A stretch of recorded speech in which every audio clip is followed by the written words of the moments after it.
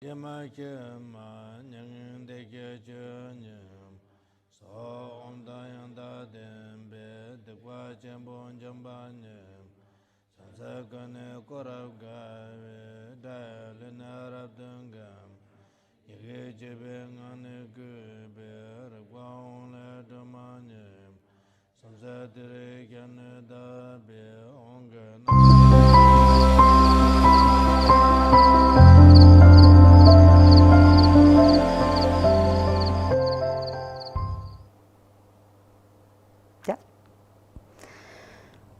Hola, aquí estamos de nuevo los practicantes del Lojong. Esta es nuestra tercera sesión y estoy contenta porque ya hay cerca de 600 personas que se han apuntado para seguir diligentemente todas estas prácticas y yo también me he unido, yo también las voy a practicar, con lo cual creo que si realmente las practicamos podemos tener alguna influencia en el mundo, al menos en nuestro mundo cercano. Hemos visto la introducción del texto y ahora entramos en la parte principal del texto, que empieza hablando de la fuente de transmisión del linaje. Un linaje es algo muy importante y que debemos ser conscientes de ello, porque hoy día hay muchísimas cosas de todo tipo. Entramos en Internet y hay de todo. Pero un linaje, en cuanto a la práctica del Dharma, quiere decir que desde el Buda, desde el ser iluminado hasta hoy, hay toda una serie de personas que han ido practicando y llegando a la realización de estas prácticas, hasta el día de hoy, donde hay maestros vivos que han llegado a esta realización. Por tanto, el linaje es imprescindible si queremos llegar a algo. Si no, podemos seguir diferentes caminos, pero no nos llevarán a ningún sitio. Cuando nosotros pertenecemos a una familia, queremos saber quiénes fueron nuestros padres, nuestros abuelos, de dónde viene nuestro nombre, nuestro apellido, nuestros genes, nuestras tendencias. Es importante saber de dónde venimos y hacia dónde vamos. Cuando hablamos del Lojong o de cualquier otra práctica del Dharma, entonces nos encontramos con que si vamos a empezar una práctica como esta, es importante saber de dónde viene, quiénes eran los que la practicaron, los que llegaron a la realización, cómo eran esas personas y qué las motivó a seguir una práctica tan especial como es el Lojong. Hoy he hablado con el Lama Yeshe Losal Rinpoche y le he contado lo que estábamos haciendo. Se ha puesto muy contento porque ha dicho, para nuestros días no hay práctica mejor que la del Lojong. ¿Por qué me ha dicho esto? Pues porque, no sé si ustedes saben, pero se dice que estamos en una época oscura, el Kali Yuga, y es oscura porque las emociones negativas, la codicia, el poder, la agresión, todo esto es muy fuerte. Siempre lo ha sido, pero ahora se ve que es más fuerte. Y entonces, para una época en que las negatividades son fuertes, la práctica del Lojong es perfecta. ¿Por qué? Pues porque, ¿cuál es la razón de que estemos en el samsara? ¿Cuál es el problema principal que tenemos a superar? El ego. Es el aferramiento, el adherirnos a la idea concreta de yo y lo mío y lo que yo quiero y lo que yo necesito, y esto hace que nuestra verdadera naturaleza, que es amplia como el espacio, la estemos limitándola tanto que ya no queda nada. Y además, el Kali Yuga, no solamente hay mucho ego, sino que hay muchas emociones negativas. Entonces, ¿qué? Entonces, tiramos la toalla y decimos, pues no tenemos remedio. Pues no. Pues el Lojong dice, si tú tienes un ego fuerte y tienes emociones negativas fuertes, entonces tienes mucha suerte, porque con eso vamos a iluminarnos. Vamos, al transformar esto, esto mismo nos va a servir de camino.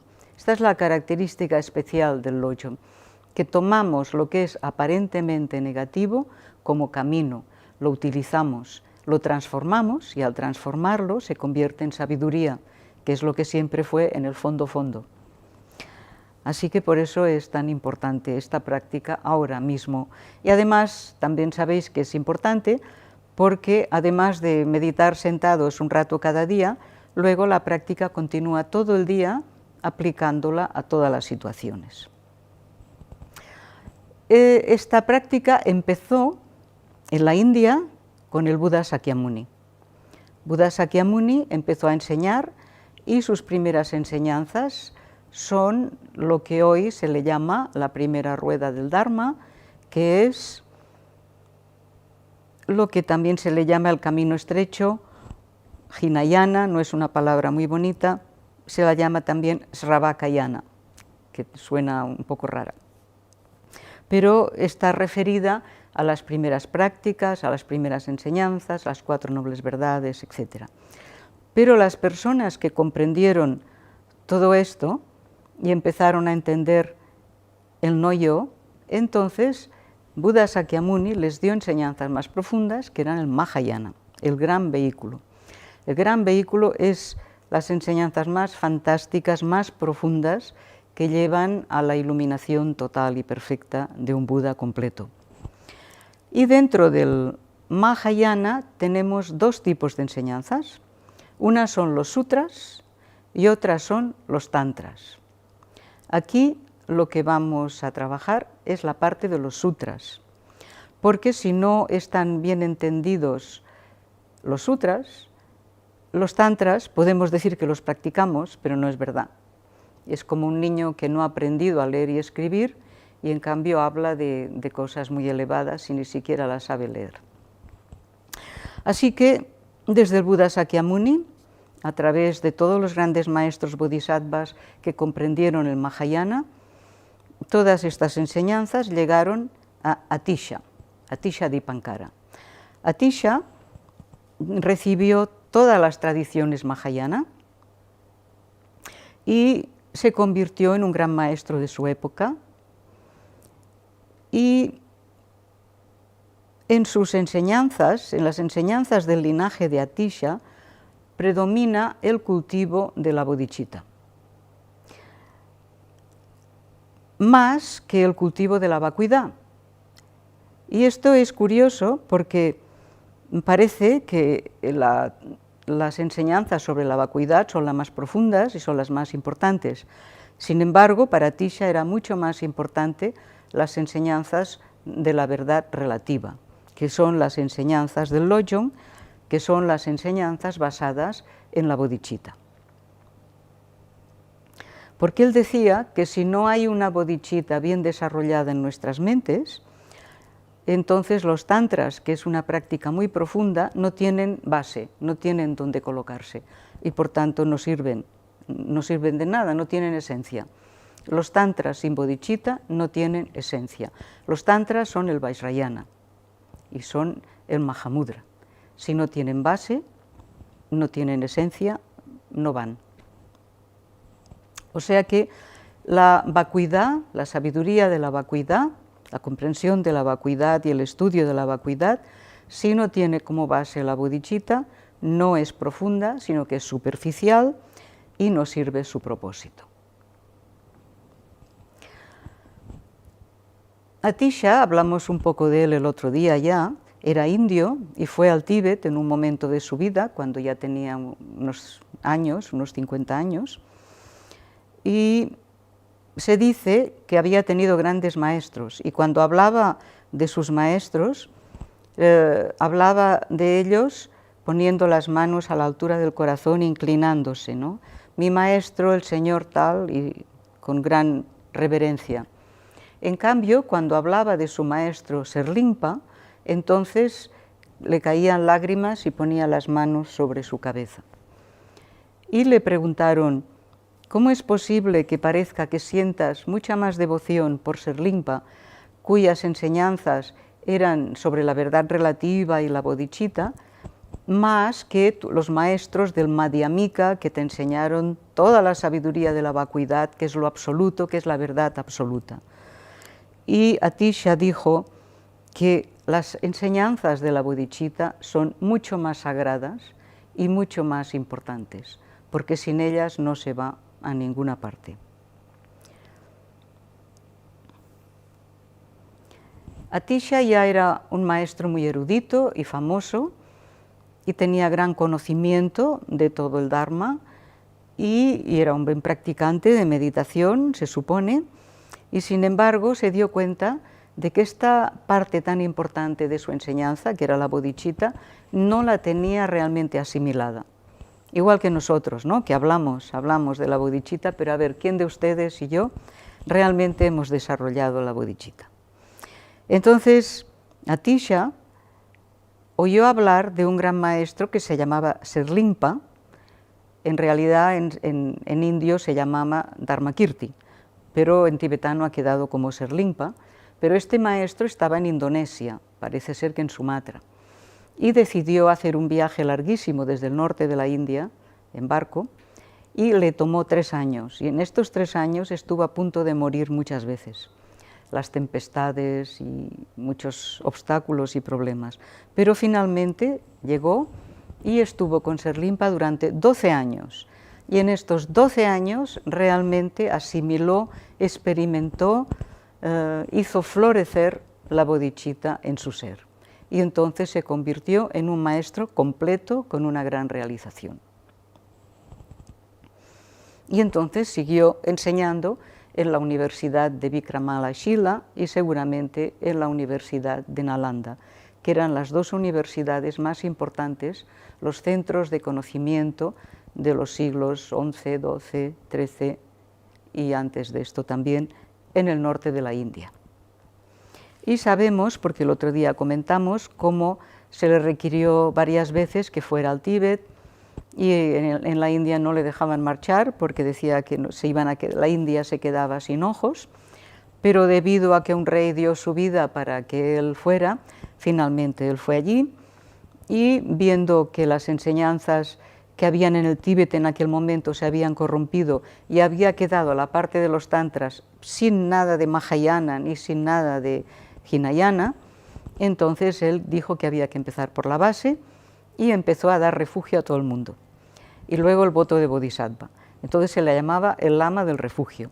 Y así poco a poco les fue dando todo lo más esencial, y su discípulo principal allí en el Tíbet, que era un gran ser, se dice que era una manifestación de Chenrezig, se llamaba Dromton. Dromton, Atisha quedó maravillado cuando encontró a Dromton, pensó que había valido la pena ir allí porque era un discípulo realmente muy preparado, y fue con Atisha y especialmente con Dromton como surgió un linaje nuevo que se llamó el linaje Kadampa. Y el texto principal que originó el linaje Kadampa fue un libro que escribió Atisha que se llama La lámpara del camino, o La lámpara del camino del despertar, que es un texto muy interesante que habla de los 3 tipos de practicantes, y entonces ves tú en dónde estás, en los de nivel más bajo, el medio o superior. Ahora no vamos a hablar de la lámpara de Atisha, pero en otra ocasión lo explicaremos porque es un texto que también os va a interesar mucho. En el linaje Kadampa habían 6 textos canónicos, los 6 textos más importantes, que fueron los que se trabajaban en este linaje. Eran 2 textos que desarrollaban la fe. Uno eran los Jatakas, que son las historias de vidas anteriores de Buda Sakyamuni, y el otro era los aforismos del Buda. Estos 2 no tienen autor, pero se utilizaban para desarrollar la fe y la convicción en las enseñanzas. Luego habían 2 textos referentes a la conducta. Uno era o es el Bodhicharyavatara de Santideva, seguro que lo conocéis, es la vía, el camino del Bodhisattva, la práctica que hacen los Bodhisattvas, y el Samuchaya, que también son instrucciones para los bodhisattvas. Y luego habían 2 textos que eran referentes al samadhi o a la meditación, que son el Sutralamkara y el Bhumilamkara. Bueno, os estoy bombardeando con nombres. Hay personas que se molestan un poco cuando soltamos todos estos nombres desconocidos, pero en el Mahayana una cosa que se trata es de ampliar la mente. Y en la vida corriente nos damos mucha prisa en ampliar la mente. Enseguida en nuestro móvil descargamos todo tipo de aplicaciones, aprendemos todo tipo de cosas nuevas y palabras nuevas, pero en cambio cuando nos sueltan palabras así sánscritas o raras, hacemos ¡ah! Y no, porque es bueno aprender, ¿no? Y además es el linaje nuestro y son nombres también de nuestros maestros y de los textos que hoy día siguen siendo importantísimos. Entonces tenemos a Atisha, que vino desde el Buda Sakyamuni, pero ya Atisha llegó en el siglo XI. Tenemos a Drompton, que fue su discípulo principal y que empezó el linaje Kadampa. Y tenemos 3 discípulos de Drompton, que son Chengawa, Potowa y Puchungwa. Si leéis el libro de la lluvia de bendiciones, que como muchas personas estáis por América y cuesta hacer llegar libros allí, estamos mirando de ponerlo en ebook para que podáis tenerlo. Pues si leéis La lluvia de bendiciones os encontraréis que hay unas canciones, unos versos muy buenos de Potowa y de Puchungwa. O sea que os recomiendo que miréis allí. Estos maestros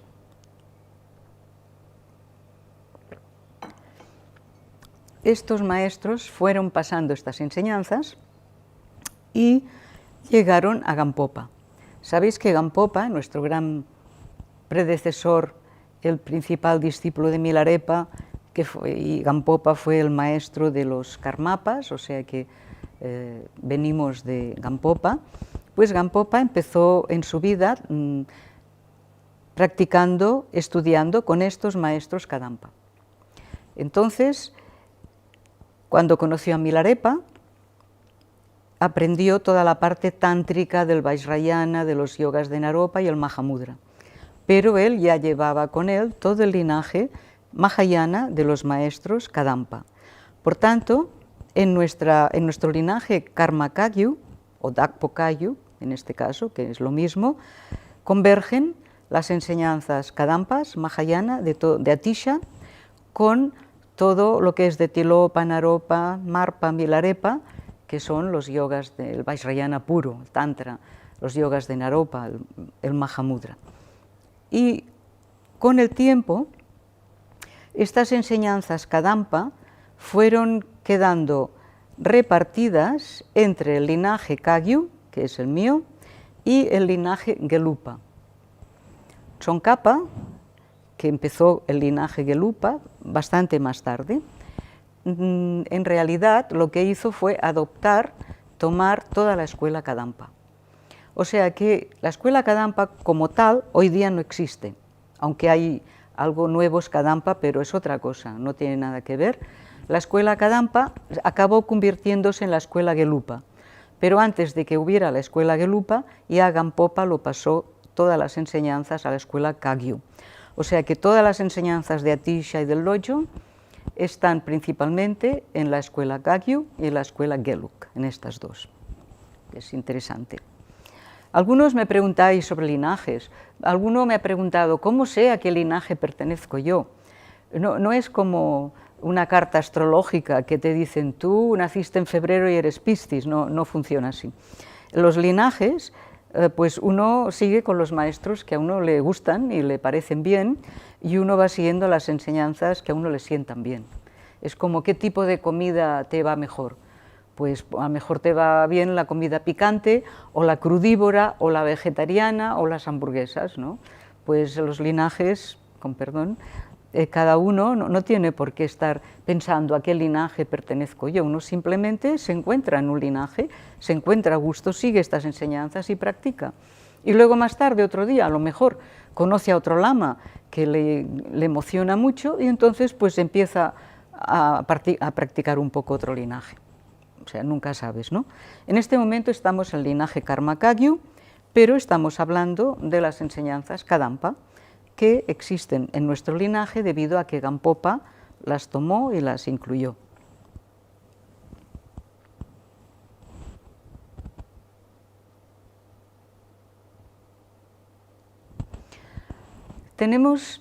Seguro que todos conocéis estas enseñanzas de los preliminares comunes en los cuales reflexionamos sobre la preciosa existencia humana, el karma, el samsara y la impermanencia. Son 4 meditaciones, 4 reflexiones que vienen de los maestros Kadampa y lo que ellos hicieron es tomar la esencia de las 4 nobles verdades y la convirtieron de una manera más práctica en estas 4 reflexiones. Entonces a veces hay personas que me dicen, oiga, yo he estado viendo que el budismo habla de las 4 nobles verdades y usted no habla de las 4 nobles verdades. Bueno, es que están incluidas en todo esto, se explican de otra manera. Y la esencia de las 4 nobles verdades, precisamente, son los preliminares comunes, son estas 4 reflexiones que también veremos el próximo día cuando hablemos de los preliminares.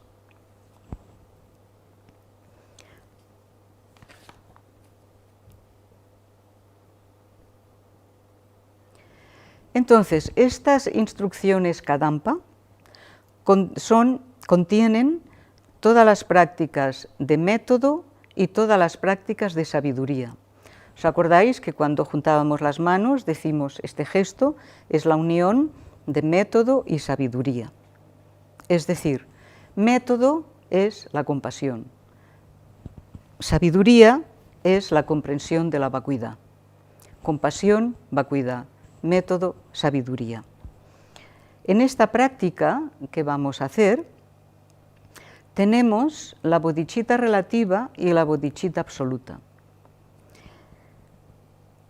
La bodhicitta relativa trata más con lo que llamamos la verdad relativa y la bodhicitta absoluta trata con lo que llamamos la verdad absoluta o última. La bodhicitta relativa es la de la compasión y es relativa porque yo desarrollo compasión, amor, bodhicitta para llegar a la iluminación, para el bien de todos los seres. Todo esto es relativo y aplico la ley del karma, entiendo lo que es el samsara, yo y los otros, la generosidad, yo y los otros, el samsara y la iluminación. Yo practico compasión, yo quiero ayudar a estos. Todo esto es verdad, pero es relativo. Cuando hay yo y otros, es relativo, está en la verdad relativa. En cambio, cuando hablamos de la bodhicitta absoluta, estamos hablando de lo absoluto. En lo absoluto no hay dualidad, no hay yo y lo otro. En este texto que vamos a trabajar del Lojong, se trabajan las 2 bodhicittas, la relativa y la absoluta, pero principalmente y muy principalmente la bodhicitta relativa. Y sin embargo, curiosamente, veréis que después de los preliminares, el segundo punto de los 7 puntos empieza directamente con la bodhicitta absoluta, no con la relativa. Y esta es una pregunta que yo me había hecho y que ustedes me han hecho también, y es una buena pregunta. ¿Por qué empieza los 7 puntos por la bodhicitta absoluta, si en realidad la absoluta es mucho más difícil y la relativa es mucho más asequible? Siendo más asequible la relativa, el desarrollo del amor, la compasión y la bodhicitta, sin embargo, si no tenemos una idea previa de absoluta, estamos perdiendo la orientación. Por eso empezamos por la absoluta. Empezamos diciendo, considera todos los fenómenos como si fueran un sueño. Entiende que todo es vacuidad. Entonces, cuando llegue a este punto, yo voy a estar hablando algunas semanas sobre la vacuidad. No a nivel total madhyamika, sino dando una idea buena, porque luego, si uno entiende un poco intelectualmente lo que es la vacuidad, Entonces es mucho mejor practicar la compasión si uno tiene un poco de comprensión de que todo es vacuidad.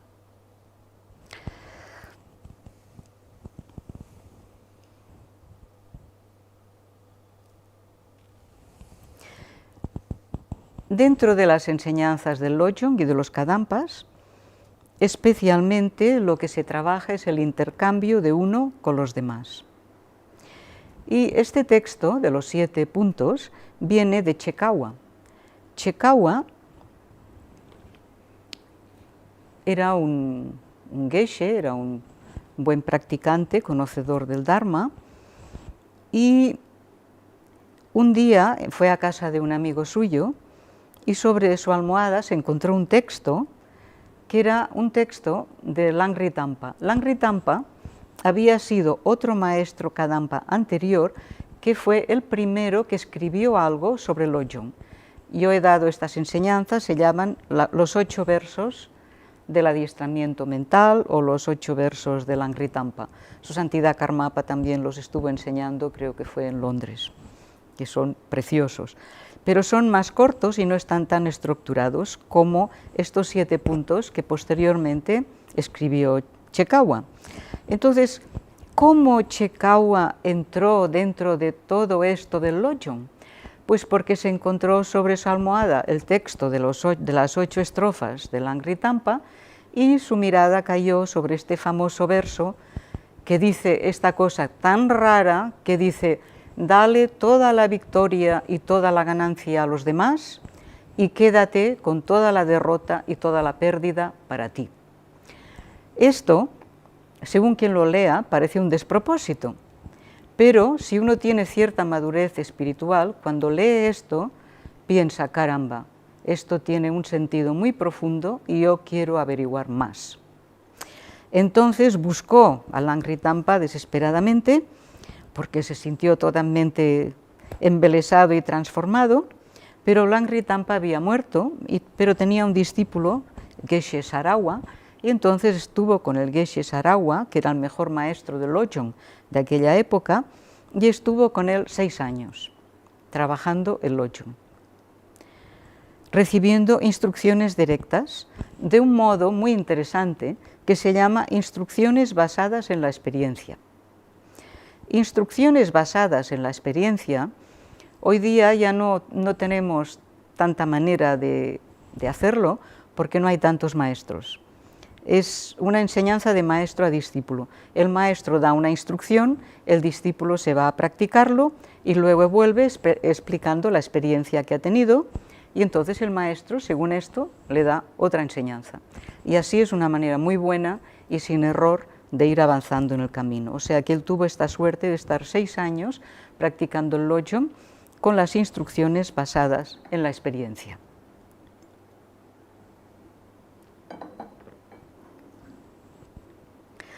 Después de estos 6 años realmente experimentó la bodhicitta y dejó la fijación en el ego, soltó totalmente el apego al ego. Entonces, fue cuando estuvo pensando mucho en si explicar todas estas enseñanzas de tomar lo malo para uno y dar lo bueno para los demás, si explicarlas o no, y las guardó en secreto, solo las explicaba en secreto. Eran enseñanzas secretas. ¿Por qué? Pues porque hoy se explican de manera muy general. Yo no sé si todo el mundo es capaz de asimilarlas, pero realmente son muy profundas y no son cualquier cosa. Y la razón por la que empezó a propagarlas de manera más amplia fue porque un día llegaron un grupo de leprosos a visitarle. En aquella época los leprosos se les echaba, estaban confinados en algún sitio y estaban esperando la muerte mientras el cuerpo les caía a trozos. Por lo tanto, era una situación terrible, muy dolorosa, tanto mental como físicamente. Y fueron a ver a Chekawa y le dijeron: mira, necesitamos una enseñanza muy profunda que nos ayude a sobrellevar nuestra enfermedad. Y Chekawa les dijo: para gente desesperada no hay nada mejor que el Lojong. y les enseñó el Lojong. Les dijo, vosotros lo que tenéis que hacer es pensar que con lo mal que estáis, que no tiene remedio lo que tenéis, pues pensar que tomáis todo el sufrimiento de todos los seres, lo tomáis con vuestra enfermedad, pensando, ojalá yo solo pueda tomar toda la enfermedad de todos los seres, ojalá de esta manera todos los seres queden libres de sufrimiento, queden libres de enfermedad. O sea que es una compasión total y absoluta. Y los leprosos escucharon bien, entendieron bien y dijeron, nos parece muy bien. Y se marcharon. Y al cabo de 2 años volvieron y, oh sorpresa, se habían curado todos. Entonces, claro, Che Kawah se quedó sorprendido, porque pensó, realmente esta enseñanza tiene un poder increíble. Claro, los leprosos no lo hicieron para curarse. Si lo hubieran hecho para curarse, no se hubieran curado. Lo hicieron para curar a los demás a pesar de todo su dolor, de todo su sufrimiento. Y entonces Che Kawah pensó, quizá debería empezar a enseñar más esto a los demás. Y además tuvo otra experiencia, que fue que Che Kawah tenía un hermano, que no era monje, era una persona muy mundana, que siempre hacía como que a él el Dharma no le interesaba mucho, que a él le interesaba pues el mundo, ¿no? Las cosas más samsáricas. Pero este hermano resulta que empezó a escuchar detrás de la puerta las enseñanzas que Che Kawah daba a los leprosos y a otras personas así en secreto. Y escuchando, empezó a interesarse mucho y pensar, caramba, esto suena, es muy interesante. Y empezó a practicarlo en secreto. Y poco a poco fue cambiando tanto, que Che Kawah le dijo, ¿pero qué te ha pasado? Y le dijo, mira, estoy practicando el Lojong a escondidas. Y entonces Che Kawah pensó, los leprosos se curan, mi hermano cambia, es el momento de expandir el Lojong. Entonces escribió tenéis este texto raíz de Che Kawah, creo que lo tenéis, ahí José Manuel lo puso, no sé si os lo habéis impreso, vale la pena tenerlo impreso, porque no es muy explicativo, pero está todo lo esencial y es muy interesante.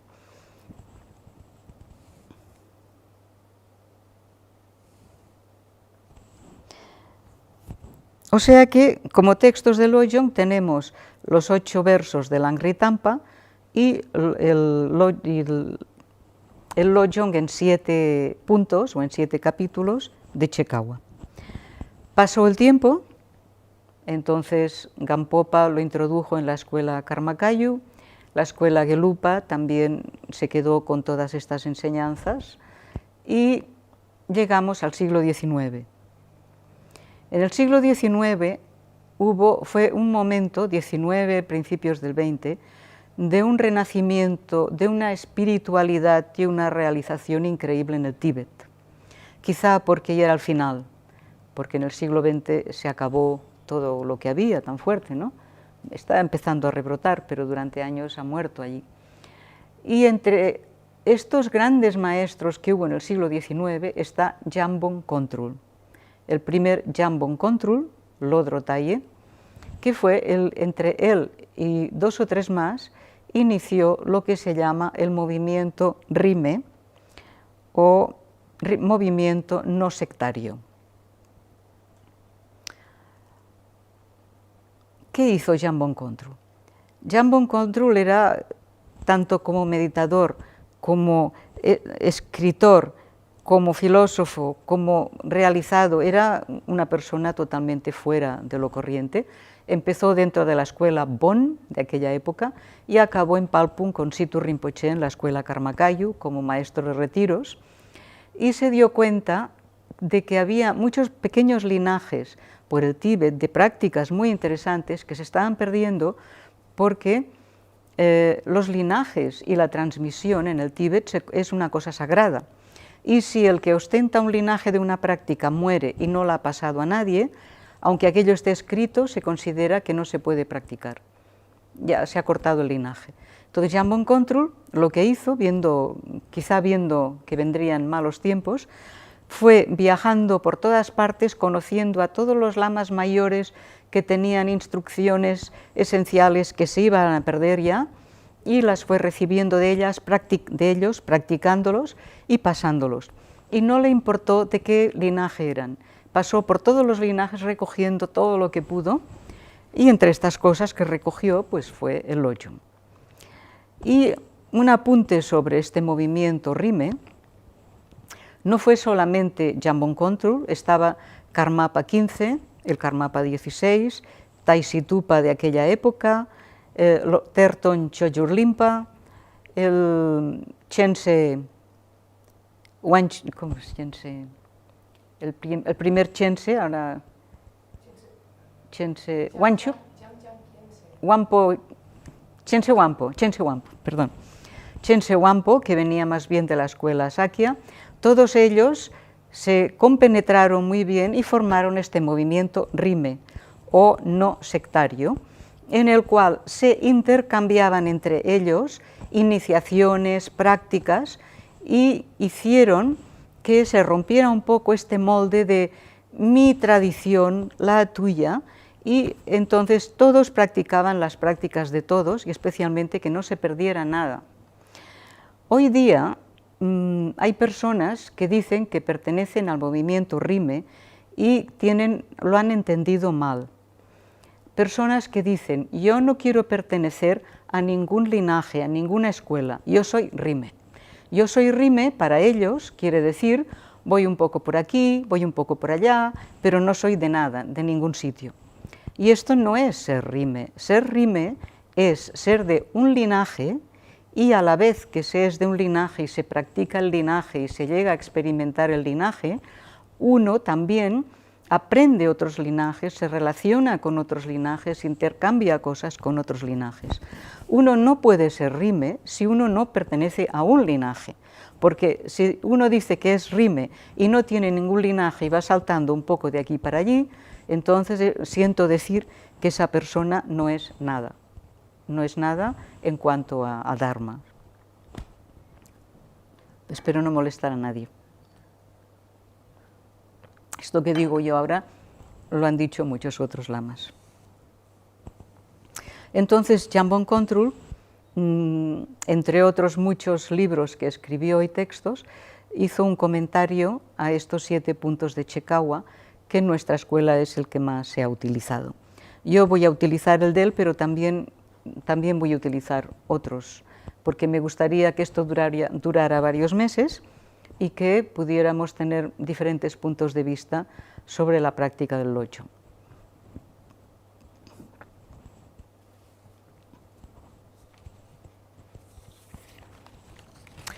Bien, esta era la parte que se llamaba fuente de transmisión del linaje.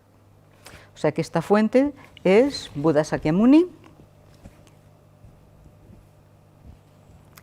hasta Serlingpa. Serlingpa se lo pasó a Atisha lo pasó a Dromton en el Tíbet, aquí empieza la rama tibetana. Dromton tuvo como discípulos Potowa, Sarawa, Chekawa.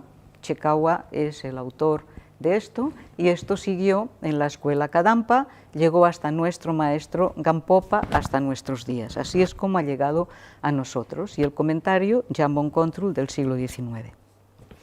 El siguiente apartado se llama indispensabilidad del adiestramiento. ¿Por qué es indispensable?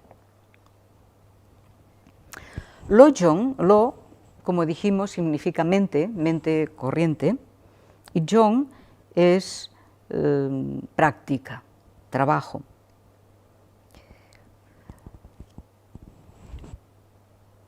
El problema que tenemos es que confundimos nuestra mente con el ego. Cuando decimos yo, mi mente, estamos haciendo de nosotros algo muy limitado. Nuestra mente no es el ego. Por eso en muchos tratados no se habla de la persona como una persona, sino que se habla del continuo mental. Por cierto, que ahora me doy cuenta que hemos empezado sin plegarias, pero ya las haremos luego. Hay una plegaria, que es la plegaria del Lojong, la más corta, que tendremos que hacer muchas veces, que dice,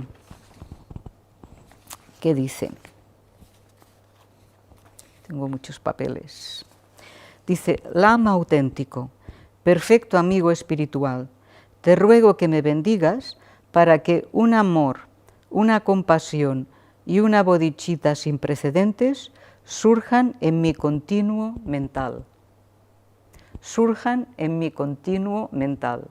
No dice surjan en mi yo, sino en mi continuo mental, porque si habéis meditado un poco y habéis experimentado algo, os habréis dado cuenta de que en realidad la mente es un continuo de instantes, Somos un continuo mental, por eso cambiamos, por eso tenemos la posibilidad de ir cambiando vida tras vida.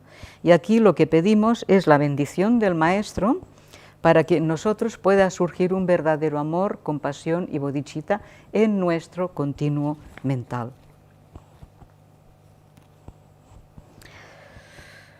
Entonces, al aferrarnos a la idea del ego, nos ofuscamos, tenemos una gran ofuscación y entonces aquí estamos entre dos aguas, porque por una parte estamos ofuscados pensando que somos esa persona concreta y por otra parte,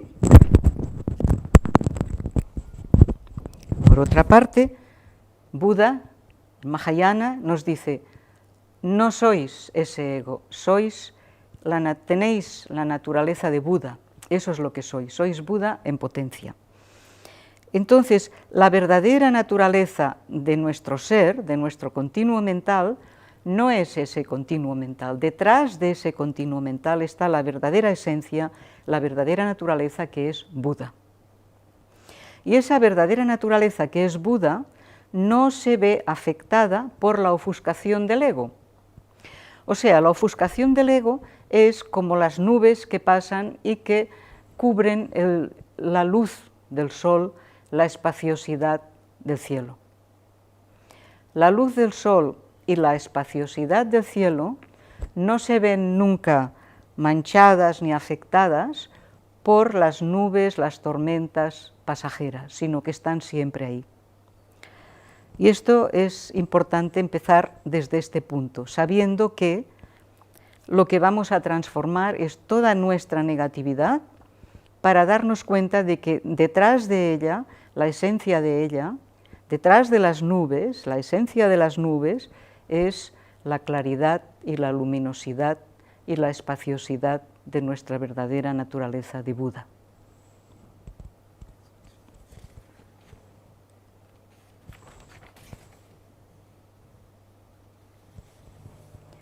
Cuando nos damos cuenta del sufrimiento nuestro y gracias a esto nos damos cuenta del sufrimiento de otros, de ahí nace la compasión. Cuando nace la compasión, uno desesperadamente quiere hacer algo y entonces busca la manera y entonces da de comer, cuida enfermos, hace lo que sea, pero se da cuenta de que son ayudas momentáneas y entonces se da cuenta de que necesita ayudar verdaderamente a los seres a que encuentren su manera de ayudarse, a que encuentren su verdadera naturaleza. Y esto es la bodhicitta, es la compasión suprema con amor hacia todos los seres, que lo que quiere es ayudar a los seres a que encuentren su verdadera naturaleza, a que encuentren su camino, a que lleguen a descubrir lo que verdaderamente son, a que dejen de sufrir debido a su creencia en un yo y lo mío. Y el Lojong para esto es fantástico, porque con el Lojong las nubes, las tormentas, lo negativo, no es cuestión de abandonarlas, sino de utilizarlas como camino, para ir mucho más rápido. Y se pone el ejemplo del pavo real. Ustedes saben que un pavo real tiene unos colores increíbles, unos colores verde, azules, variados, que es difícil conseguir tener un plumaje con unos colores así. El pavo real come veneno, lo que para nosotros sería veneno. Yo no sé si son minerales de cobre o plantas venenosas, pero el tipo de cosas que come las transforma en estos colores tan magníficos. Entonces, esto es un ejemplo de que nosotros podemos transformar nuestros venenos con el Lojong y transformarlos en nuestra naturaleza de Buda, darnos cuenta de que la esencia de nuestras negatividades es la esencia de Buda, en lugar de rechazarlas. Y este camino es muy profundo, lo más profundo que hay.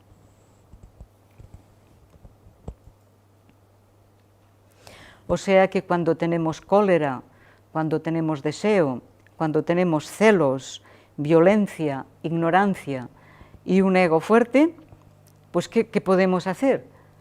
Pues hay diferentes métodos, ¿no? De mirar de calmar la mente, mirar de apaciguarlo, pero en el Lojong no se trata de apaciguar, ni de apartar, ni de eliminar, sino que se trata de utilizar. Como los leprosos. ¿Qué hicieron los leprosos? Tenían algo muy negativo, que era una enfermedad dolorosísima y mortal. Y en lugar de querer olvidarse de ella o curarla o apaciguarla, pues lo que hicieron fue, en España decimos, coger al toro por los cuernos, que quiere decir lanzarse a por todas, ¿no? Y dijeron, vale, yo estoy muy enfermo, me voy a morir, pero siento compasión por todos los seres y con mi enfermedad tomo la de todos los seres y les doy mi amor, les doy lo bueno que tengo, les doy mi felicidad. Entonces, si tenemos cólera, deseo, pues hacemos lo mismo. Con mi cólera, ya que tengo cólera, tomo la de todos los seres y les regalo mi amor y mi felicidad. Estoy enfermo, pues tomo las enfermedades de todos. Estoy tonto, pues tomo las tonterías de todos. Y así, de esta manera, que esto es una introducción pequeña, iremos viendo de qué manera en todas las situaciones negativas de nuestra vida podemos darles la vuelta para transformarlas en situaciones sumamente positivas.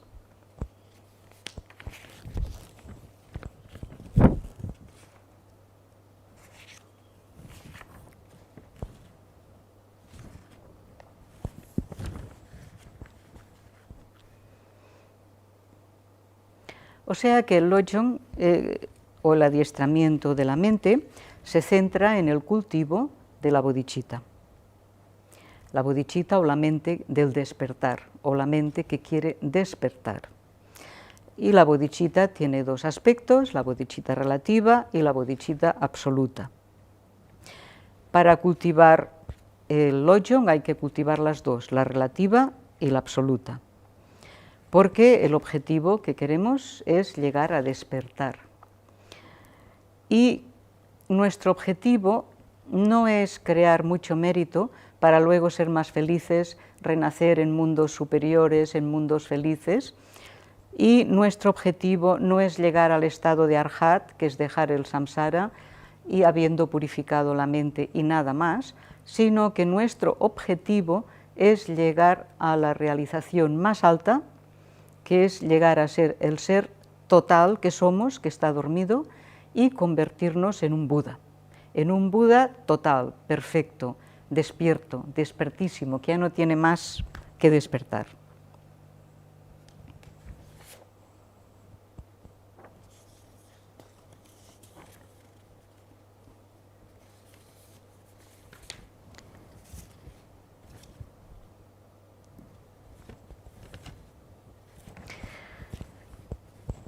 Una cosa que si ustedes han estado escuchando lo de los kayas, el Dharmakaya, que es el cuerpo de Buda sin forma, el Sambhogakaya y el Nirmanakaya, que son los cuerpos de Buda con forma, aquí entenderemos que cuando practicamos la bodhicitta absoluta, finalmente, practicando la bodhicitta absoluta, pues desarrollamos toda la sabiduría y llegamos al beneficio propio, que es el estado del Dharmakaya, el estado absoluto de un Buda.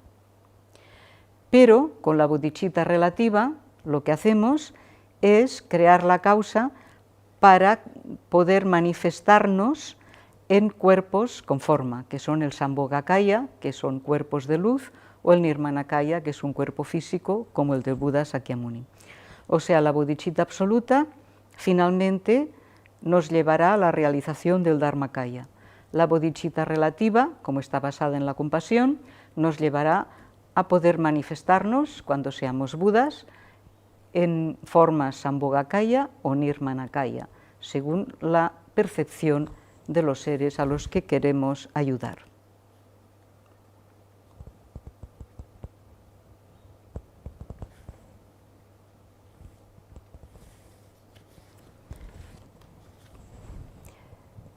Para ponerles un ejemplo, en la bodhicitta relativa practicamos la generosidad.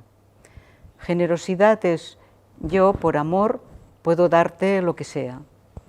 Y vas creando este estado mental capaz de darse a uno mismo. Y esto va creando una profundidad y un mérito que finalmente lleva a un punto en el que ya no hay más yo dando a otros, porque llega un punto en que ya no hay distinción entre yo y otros. Y esto es la bodhicitta absoluta. Empezamos con la bodhicitta relativa, y yo doy, pero dando, mi mente se va ampliando tanto que al final ya no hay distinción entre yo y otros, y esto es la bodhicitta absoluta. Y esto va sucediendo con todas las prácticas que vamos haciendo. Con lo relativo acabamos llegando a lo absoluto. Pero empezar por lo absoluto es más difícil, por eso en el Lojong se enfatiza siempre lo relativo.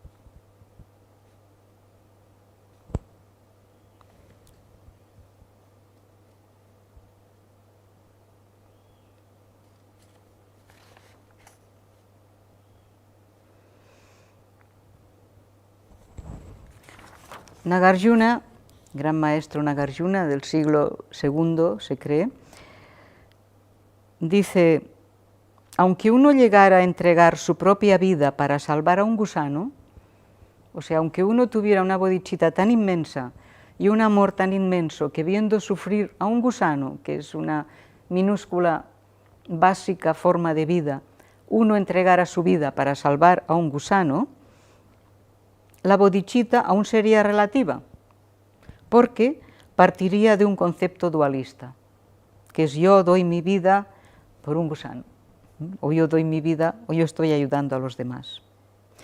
La bodhicitta final o absoluta trasciende la idea de sujeto y objeto.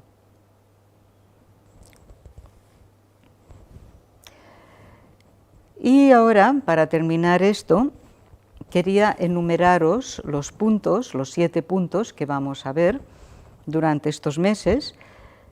Ahora hemos estado viendo la introducción y vamos a entrar en las enseñanzas preliminares básicas, que es el número 1, que empezaremos el martes que viene. En el segundo, y que es importantísimo porque los cimientos es lo más importante de una casa. En el segundo también es lo más importante porque es donde está cómo desarrollar la bodhicitta, absoluta y relativa, y es donde se centra lo que es la parte de la meditación de todo el Lojong. Por tanto, el segundo punto es importantísimo. Pero es que el tercero también es muy importante, porque el tercero es cómo transformar todas las situaciones negativas en positivas, y esto en la vida pues es muy importante. Y el cuarto también es muy importante, porque es aplicación de la práctica a lo largo de la vida, del día a día, de cuando vamos a dormir, de cuando vamos a morir, todo. El quinto es de qué manera podemos evaluar si estamos practicando bien o no. Y aquí dice el juez más importante eres tú. Ya veremos cómo lo explica. Y el sexto y el séptimo son toda una serie de consejos, hay muchos, pero son buenísimos, que te los puedes apuntar, leer cada día, y entonces a lo largo del día irlos aplicando en las situaciones, acordarte, aquí puedo aplicar aquel, aquí puedo aplicar el otro. Entonces, antes de empezar a dar la práctica para la semana, quería contestar un par de preguntas que tengo por algún sitio, aquí.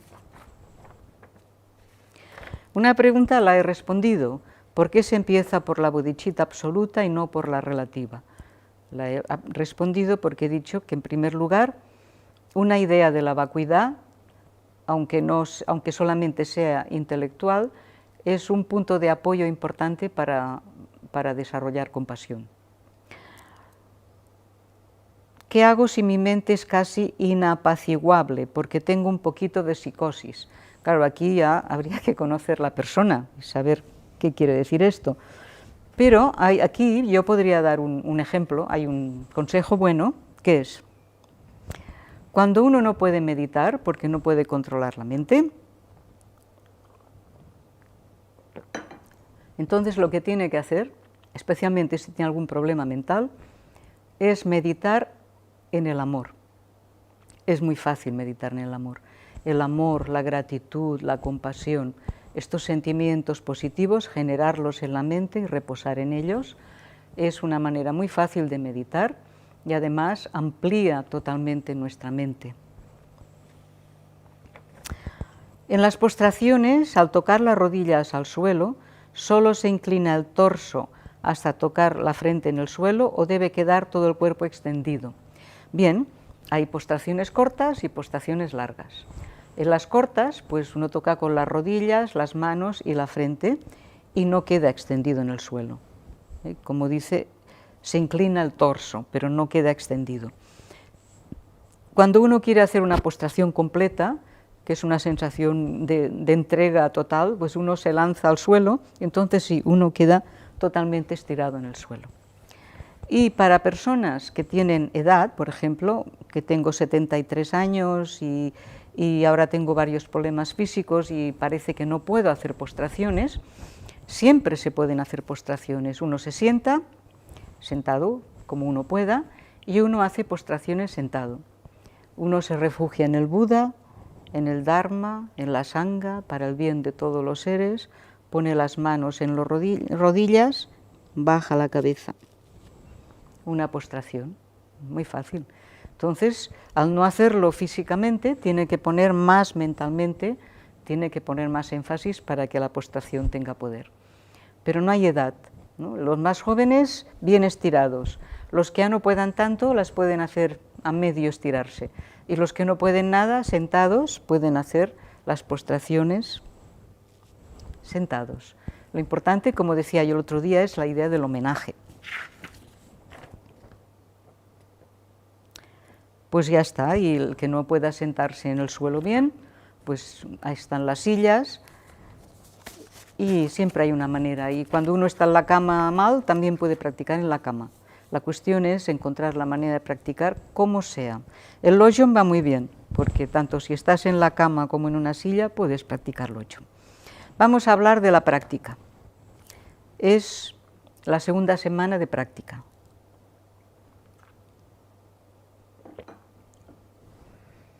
Algunas personas me han dicho que les había ido muy bien la contemplación que sugerí el otro día, de observar qué tipo de confianza, de fe, de seguridad tengo yo en el Dharma, y apartar las cosas que uno cree pero que no cree, y ver qué es lo que uno cree realmente. A veces uno se encuentra como pelando una cebolla y al final uno se da cuenta que realmente en lo que uno cree es en Buda, por ejemplo, ¿no? O en un maestro, o en el Dalai Lama. Sea lo que sea, es importante. Hay personas que dicen, ahora me he dado cuenta de que creo profundamente en la impermanencia. Pues muy bien. O sea que aquí la parte de contemplación se trata de esto, de comprender, entender cosas. O sea que hemos estado reconsiderando en nuestra confianza y nuestra comprensión. Ha sido una reconsideración, un tocar el suelo de nuevo, porque a lo mejor llevamos muchos años en el budismo y pensamos cosas, pero hemos de borrar lo que pensábamos y vamos a intentar hacer esta práctica del Lojong como si fuéramos primerizos, como si tuviéramos una mente de principiante. Y entonces seguimos con esta contemplación de ¿en qué creo? ¿Cuál es mi confianza? ¿Dónde está mi seguridad? Y además añadir esta semana, piensa en tu potencial interior. Piensa que dentro de ti tienes el Buda dormido, que hay que despertarlo.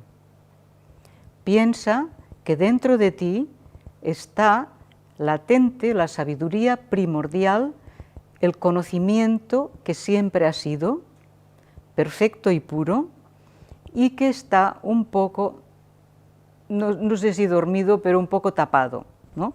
Y hay que hacer que esto se manifieste. ¿Y cómo hago para manifestar el Buda y la sabiduría primordial? Pues tomando refugio en el Buda.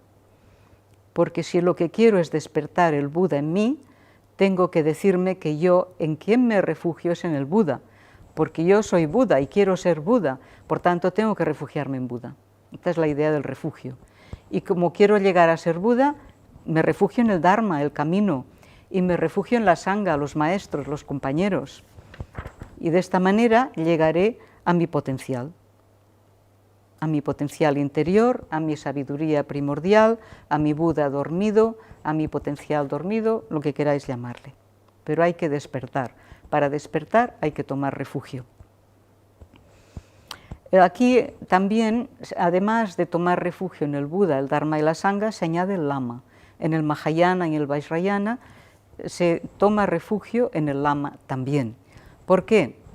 El Lama lo podríamos poner en la Sangha, cuando tomamos refugio, pero en realidad, teniendo en cuenta de que ahora mismo no tenemos contacto con el Buda Sakyamuni y que lo más cercano a Buda que tenemos es nuestro maestro o nuestros maestros, nuestros lamas, pues empezamos tomando refugio en el Lama, porque es para nosotros en este momento es la personificación de Buda, es el que nos transmite lo que Buda dijo. Por tanto, tomamos refugio en el Lama, tomamos refugio en el Buda, tomamos refugio en el Dharma y tomamos refugio en la Sangha para el bien de todos los seres, para despertar todos. Y luego, aquí, muy importante, a partir de aquí vamos a empezar trabajando la plegaria de las 7 ramas. Plegaria de las 7 ramas, las tenéis, no sé si os salen en pantalla ahora.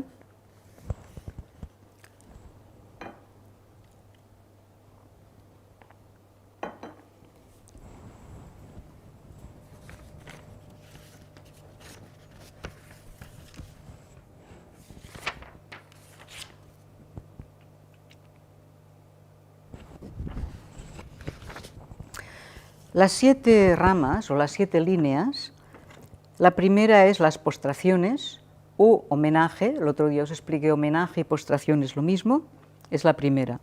La segunda es ofrendas. La tercera es confesión de actos negativos. La cuarta es congratularte por la virtud de los demás. La quinta es pedir a los Budas que sigan enseñando, que sigan haciendo girar la rueda. La sexta es pedir a los maestros que permanezcan, que no se vayan al nirvana más allá, que sigan renaciendo aquí. Y la séptima es la dedicación del mérito de las otras 6. Si tienen ustedes esto, las plegarias en la mano, vamos a hacerlas juntos.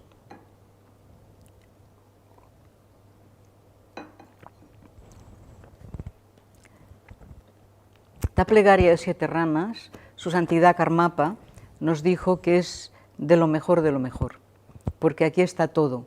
Uno puede practicar muy bien solo con esto. Vamos a ver, la primera, que es el homenaje o las postraciones, dice lo siguiente.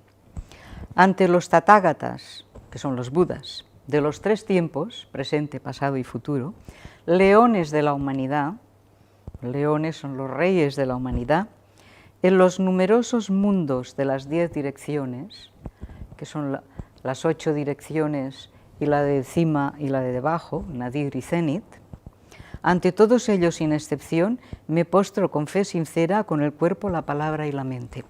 Aquí estamos expandiendo la mente, porque hablamos de los Budas de los 3 tiempos, del presente, del pasado y del futuro. Estamos hablando de los mundos de las 10 direcciones. Ante todos ellos nos postramos. Por la fuerza de mi aspiración a experimentar lo excelente, percibo realmente en mi mente a todos los victoriosos. Percibo en mi mente, si quiero, a todos los Budas.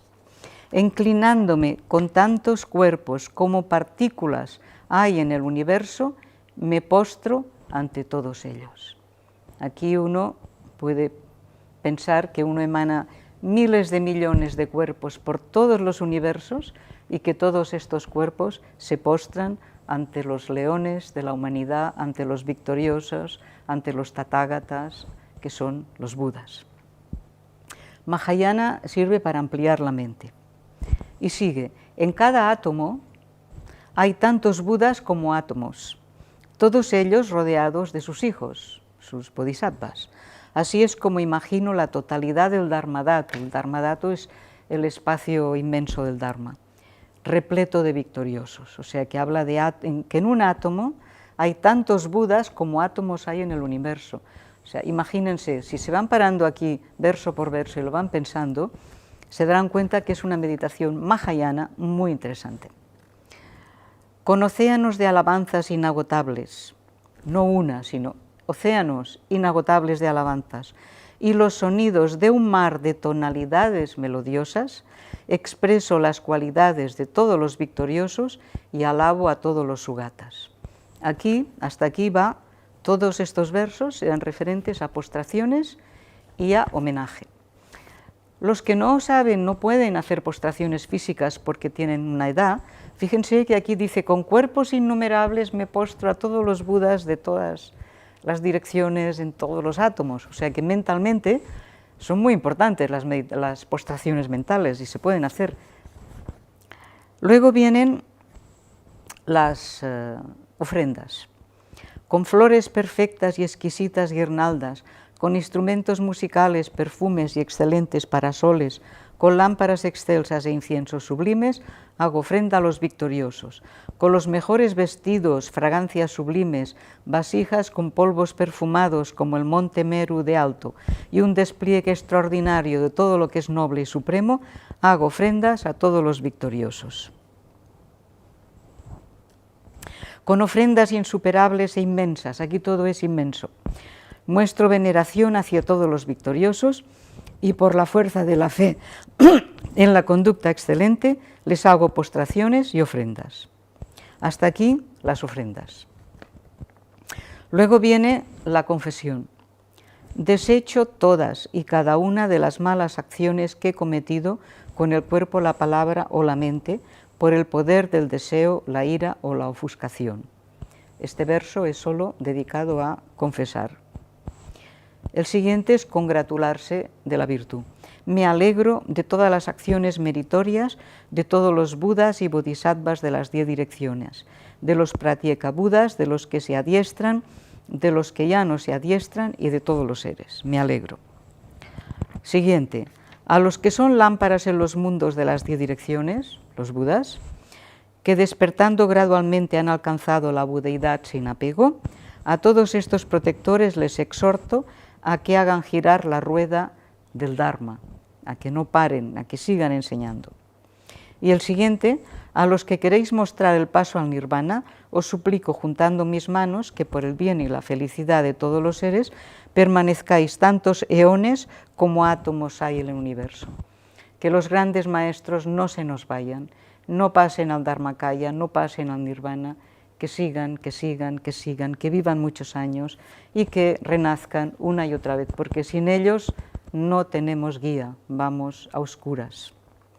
Finalmente, la poca virtud que haya podido acumular al hacer postraciones, ofrendas, confesión, regocijo, exhortación y súplica, la dedico en su totalidad a la iluminación. Ya está.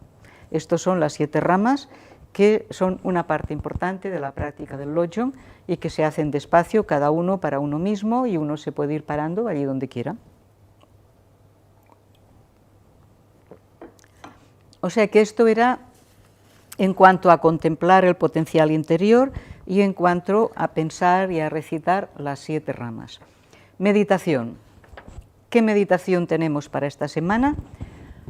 ¿Os acordáis que tenemos que continuar porque es importante, teníamos practicar la postura correcta.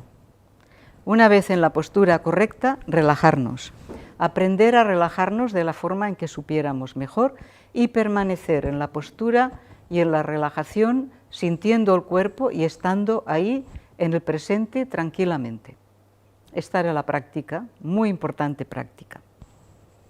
Y seguimos con esta relajación y posiblemente pensábamos que sabíamos sentarnos y relajarnos, y puede que nos hayamos dado cuenta de que no sabíamos tanto como creíamos. Puede que estar en este estado tranquilo, relajado, equilibrado, que va a ser la base para la meditación, puede que nos haya costado un poco. Puede que nos hayamos dado cuenta de que queremos estar ahí, pero que nos aburrimos, la mente se aburre, porque siempre busca algo interesante, o que la mente sea tonta y nos da sueño, o que la mente se agita mucho y no podemos estar ahí tranquilos y que no podemos relajarnos. Entonces aquí hemos de entender una cosa. El principiante tiene que entender que el principiante y el no principiante, una parte de nosotros no quiere meditar. ¿Por qué? Porque prefiere ir a lo familiar, a lo conocido, prefiere huir al samsara conocido. Esto de tener la mente en calma en el momento presente es un poco demasiada claridad, demasiada lucidez, y uno prefiere esta un poco oscuridad que hay en el samsara, una oscuridad agradable, lo familiar, lo cómodo, irse a comer algo, hablar con los amigos, tumbarse en el sofá. Y al principio esto puede ser un poco desconcertante porque uno quiere practicar, pero hay algo dentro de uno que se resiste. Es así, es como si uno estuviera escindido en dos. Entonces uno tiene que ser buen amigo de uno mismo. Y a veces, pues uno se va al samsara un rato, pero uno vuelve y vuelve a la meditación hasta que uno encuentra mucha más satisfacción y estando en la meditación encuentra mucho más familiar sentarse a meditar que estando en el samsara, en la comodidad del samsara. Porque pronto, si uno va persistiendo, sin forzar demasiado, pero va persistiendo, va encontrando que la mente se vuelve más flexible y que experimenta un estado refrescante. Estar en el momento presente es refrescante, porque dejas cosas y estás ahí tranquilo, equilibrado, agradable, claro, y que poco a poco cada vez es más fácil y que poco a poco uno deja ya de aburrirse, que es lo que sucede al principio. ¿Por qué nos dormimos mucho al principio de meditar? Las principiantes siempre se aburren, porque se duermen porque se aburren.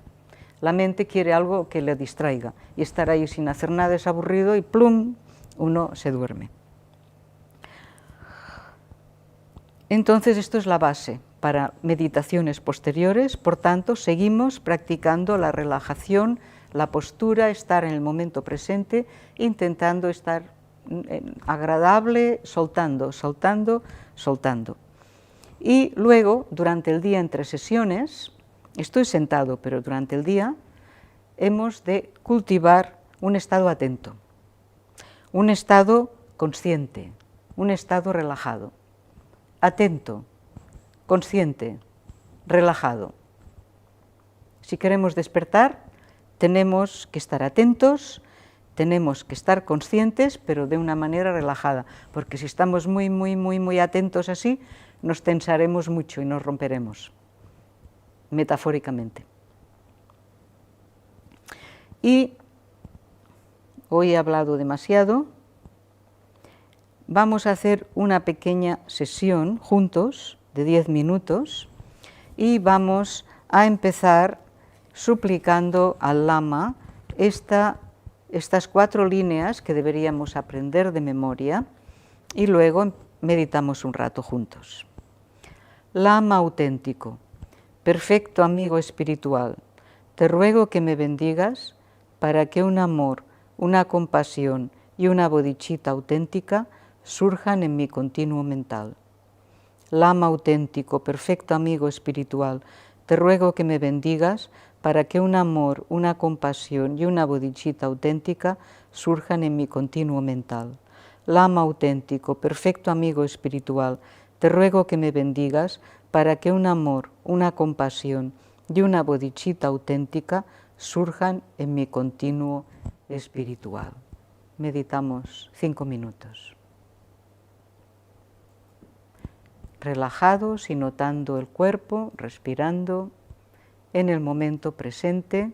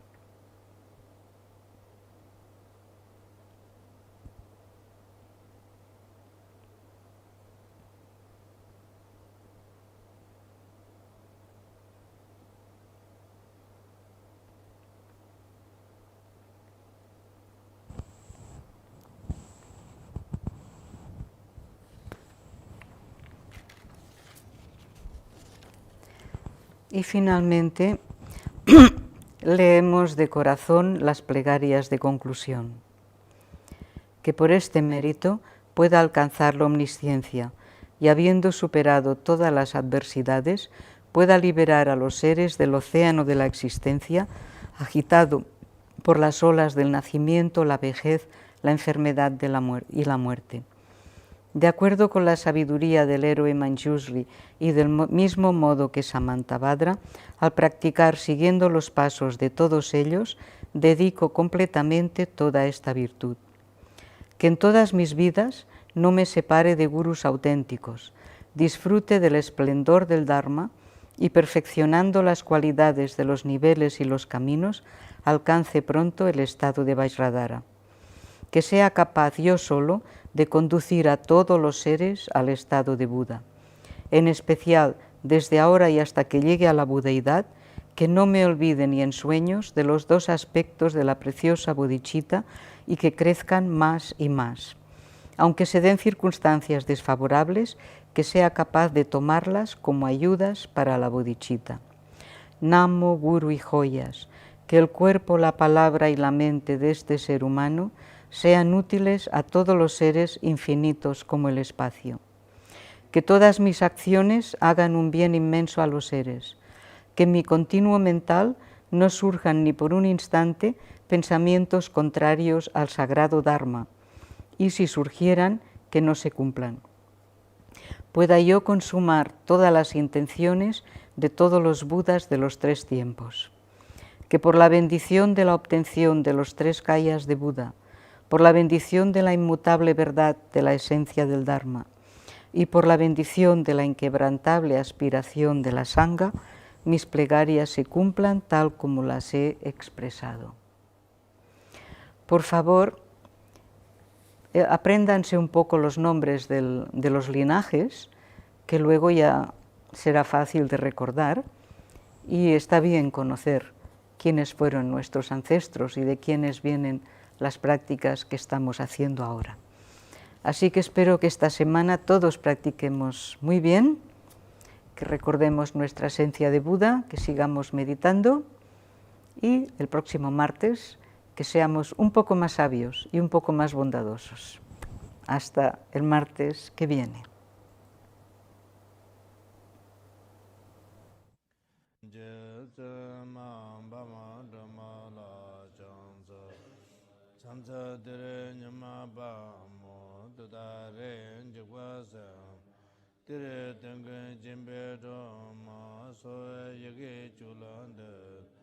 Chanza Dhamma Nyama Ba Mo Chene Keche Lo Danda Yiten Sungu Chiche